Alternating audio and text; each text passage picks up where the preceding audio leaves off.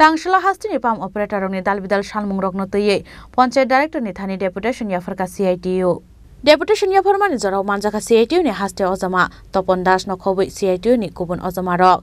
Borni shalmung no teye koktuma thumnai rokno shawikhana raka CITU ni haste ozama rok. আমরা ত্রিপুরা রাজ্যে পানীয় জল সরবরাহ এবং কৃষিতে জলসেচের সঙ্গে যারা যুক্ত যে সমস্ত ফার্মগুলি চলে তাদের যে অপারেটররা আছে তাদের অবস্থা অত্যন্ত করুণ।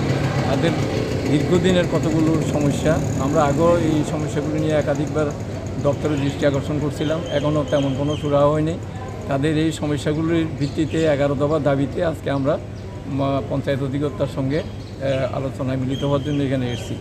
বিশেষ করে এই দুইটা স্কিমে প্রায় 6000-এর কাছাকাছি ফার্ম অপারেটর বা কর্মী সেখানে কাজ করতেছে। তাদের অবস্থা অত্যন্ত করুণ। তাদের কাজের কোনো নির্দিষ্ট সময় নেই, মজুরি অত্যন্ত কম।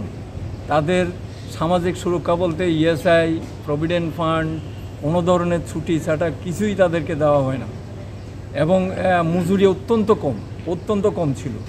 আমরা দীর্ঘদিন লড়াই করার পরে এই সরকার গত নির্বাচনের প্রাক্কালে জানুয়ারি মাসের 1 জানুয়ারি 2022 সালে তাদের 15% মজুরি বৃদ্ধির একটা ঘোষণা দেয়। তো এই ঘোষণার পরিপ্রেক্ষিতে আমরা যেটা লক্ষ্য করলাম যে বিশেষ করে যারা পৌর নিগম এবং বিভিন্ন পৌর পরিষদ এলাকায় যে সমস্ত পানীয় জল সরবরাহের স্কিমগুলি আছে সেখানে 354 জন অপারেটর কাজ করে, তাদেরকে অদ্যাবধি সেই ঘোষণা অনুযায়ী সেই বর্ধিত মজুরি এখনও তাদেরকে দেয়নি। এর মধ্যে তাদের উপর চলে বিভিন্ন ধরনের মানসিক এবং শারীরিক নির্যাতন। এই পর্যন্ত প্রায় 100-এর উপরে শ্রমিককে বলপূর্বক বেআইনিভাবে ছাঁটাই করা হয়।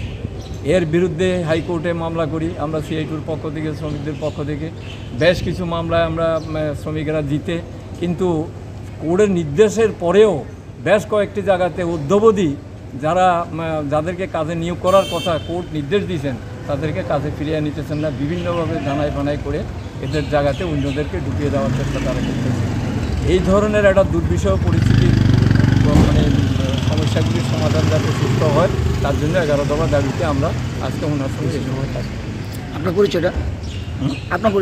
আমার নাম সাধন চন্দ্র বসু, আমি সিআইটিউ রাজ্য কমিটির অন্যতম সম্পাদক। ব্যুরো রিপোর্ট, চিনি খরাং।